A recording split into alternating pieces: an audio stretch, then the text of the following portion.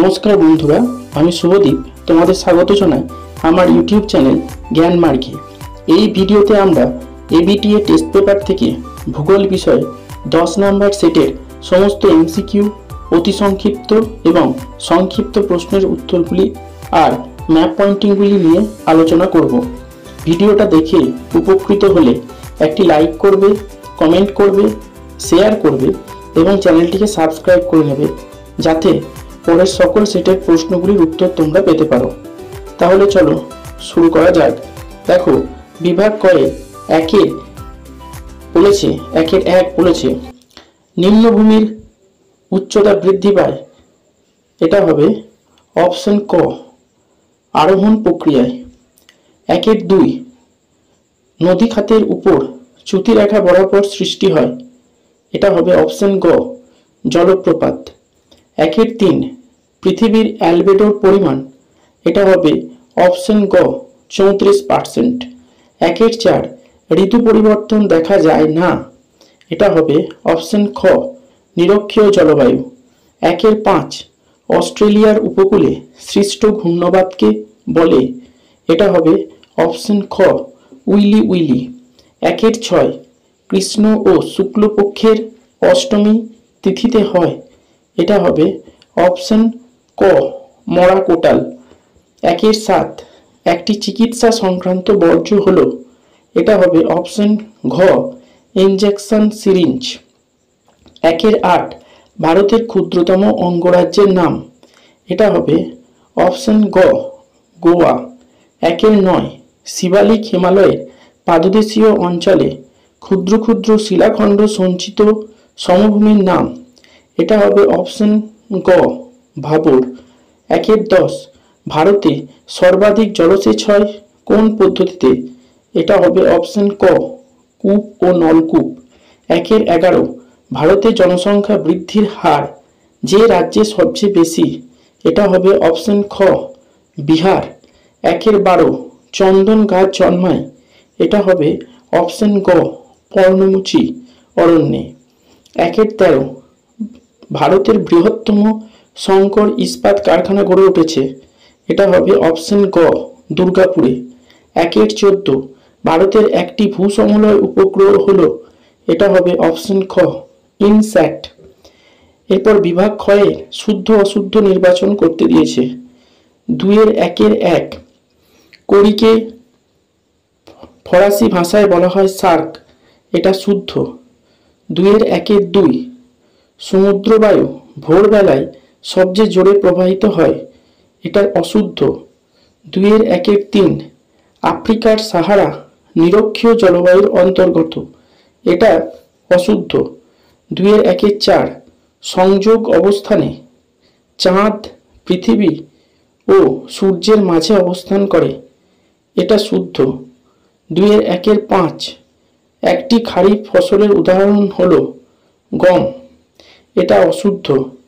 2.1 ভারতে প্রতি 10 বছর অন্তর জনগণনা হয়ে থাকে। এটা শুদ্ধ।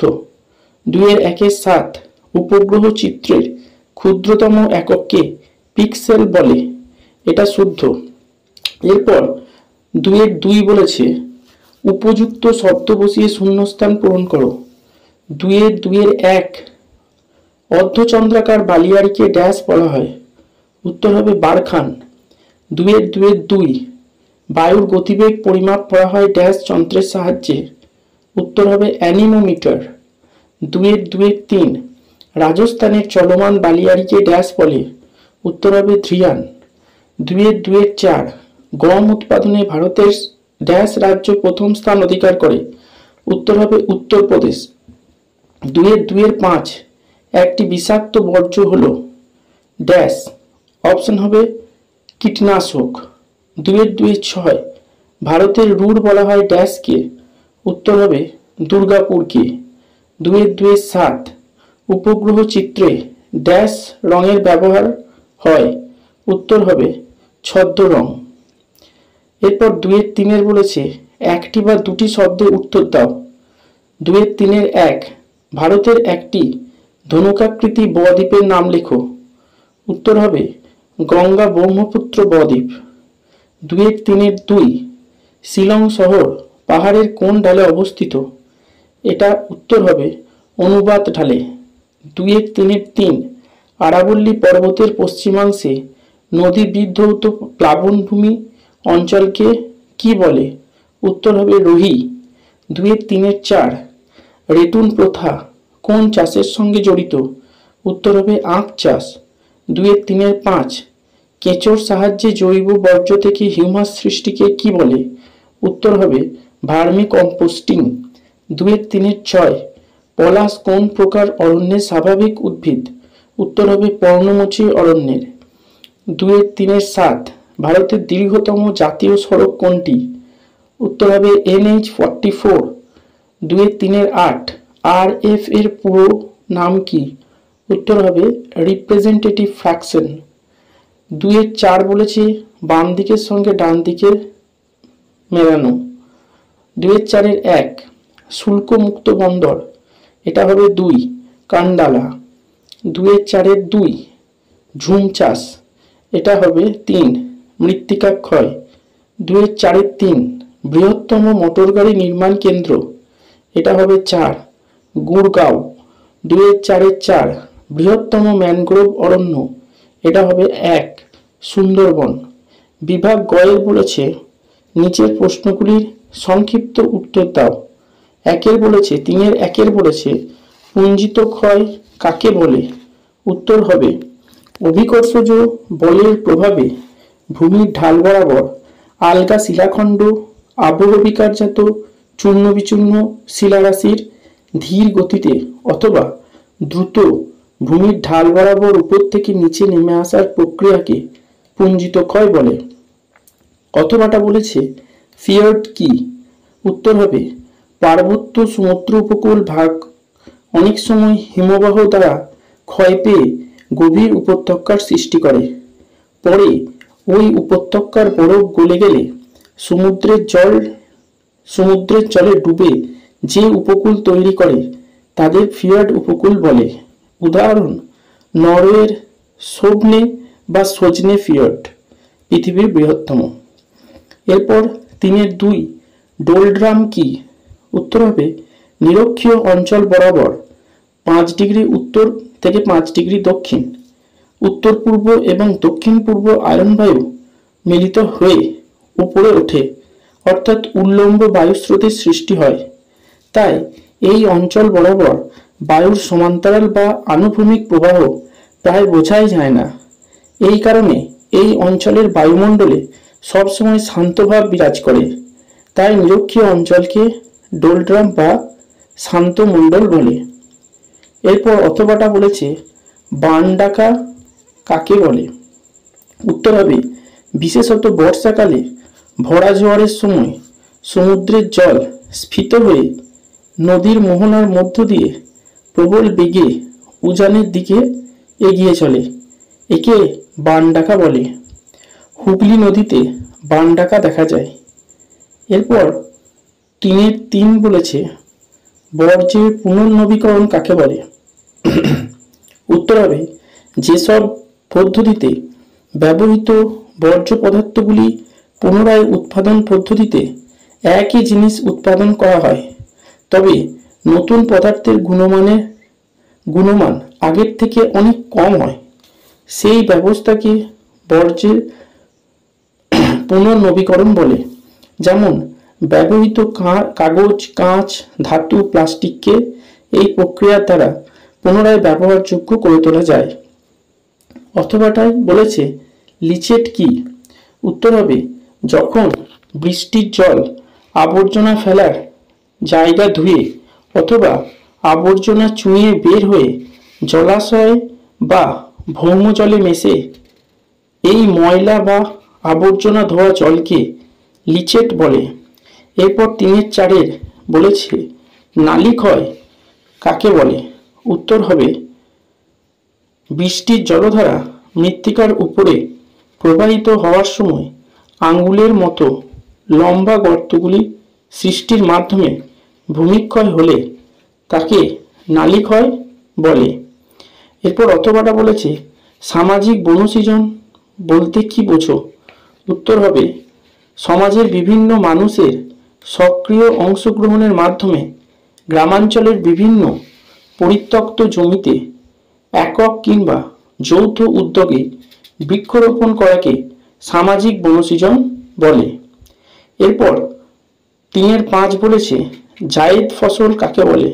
উত্তর হবে শীতের শেষে গ্রীষ্মকালে অর্থাৎ ফেব্রুয়ারি মার্চে যেসব ফসলের চাষ করা হয় এবং বর্ষার অর্থাৎ মে জুন মাসে আগে যেসব ফসল তোলা হয় তাদের জায়েদ ফসল বলা হয়। এইসব ফসল কিছুটা জলসেচ এবং কিছুটা কালবৈশাখী বৃষ্টির জলের উপর নির্ভরশীল, যেমন আউশ ধান, বাদাম ইত্যাদি। এরপর বলেছে অথবাটা শিকড় আলগা শিল্প কাকে বলে? উত্তর হবে যে শিল্পে ব্যবহৃত কাঁচামালের ওজন এবং উৎপাদিত পণ্যের ওজন সমান হয়, অর্থাৎ পণ্যসূচক হয় 1, সেই সমস্ত শিল্পগুলিকে বলে শিকড় আলগা শিল্প, যেমন কার্পাস বয়ন শিল্প। এরপর 3-6 বলেছে মিলিয়ন সিট কি? উত্তর হবে যে সকল ভূবৈচিত্র্য সূচক মানচিত্রগুলির বিস্তার 4 ডিগ্রি × 4 ডিগ্রি এবং স্কেল 1 সেমি সমান 10 কিমি, অর্থাৎ RF হবে 1:10 লক্ষ, সেই মানচিত্রগুলিকে মিলিয়ন সিট বলে। অথবাটাই বলেছে দূর সংবেদন কি? উত্তর হবে বিভিন্ন যন্ত্রের মাধ্যমে বৈজ্ঞানিক উপায়ে দূরের বিষয়বস্তু সম্পর্কে সঠিক ধারণা গড়ে তোলার পদ্ধতিকে দূর সংবেদন বলে। এরপর তোমাকে বিভাগ 6 বলেছে নিচের বিষয়গুলিকে মানচিত্রে উপস্থাপন করতে। 6-1 আরাবল্লী পর্বত। তোমরা দেখো মানচিত্রে পশ্চিম ভারতে 1 দিয়ে যে লম্বা গাঢ় বাদামি রঙের রেখাটিকে দেখানো হয়েছে সেটা হলো আরাবল্লী পর্বত। 6-2 বলেছে কোঙ্কণ উপকূল। এটা দক্ষিণ পশ্চিম ভারতে দেখো কমলা বর্ণ দিয়ে দেখানো হয়েছে কোঙ্কণ উপকূলকে। 6-3 বলেছে নর্মদা নদী। এটা ভারতের পশ্চিম বাহিনী একটি নদী, যেটা দেখো মধ্য ভারত থেকে সৃষ্টি হয়েছে এবং পশ্চিম দিকে প্রবাহিত হয়ে খাম্বাত উপসাগরে পড়েছে, রেখা দিয়ে দেখানো হয়েছে। 6-4 বছরে 2 বার বৃষ্টিপাত যুক্ত অঞ্চল। এটা দেখো একদম দক্ষিণ ভারতের পূর্ব উপকূলে নীল রং দিয়ে দেখানো হয়েছে করমণ্ডল উপকূল, এখানে 2 বার বৃষ্টিপাত হয় বছরে। 6-5 সুন্দরবনের ম্যানগ্রোভ অরণ্য। এটা দেখো পশ্চিমবঙ্গের নিচে সবুজ রং দিয়ে দেখানো হয়েছে সুন্দরবন। 6-6 বলেছে একটি ইক্কো উৎপাদক অঞ্চল। দেখো মধ্য ভারতে সবুজ রং দিয়ে দেখানো হয়েছে ইক্কো উৎপাদক অঞ্চলকে।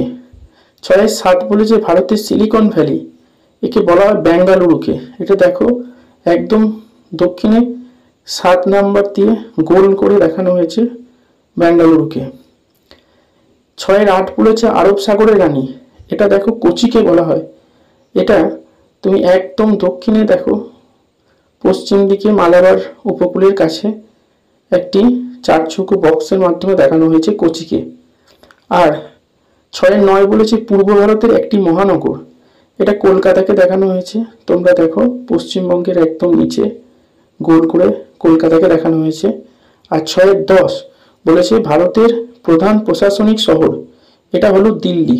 দেখো তোমরা একটু উত্তর দিকে গোল ডট দিয়ে দেখানো হয়েছে লাল, এটা হলো দিল্লি। তাহলে আমরা সমস্ত সংক্ষিপ্ত উত্তরগুলি করে ফেললাম। এইভাবেই পরবর্তী সেটের প্রশ্নের উত্তর পেতে আমার চ্যানেলটিকে সাবস্ক্রাইব করে বেল আইকনটা প্রেস করে দেবে, যাতে সকলের আগে নোটিফিকেশন পেতে পারো। ভিডিওটা সম্পূর্ণ দেখার জন্য ধন্যবাদ। নমস্কার।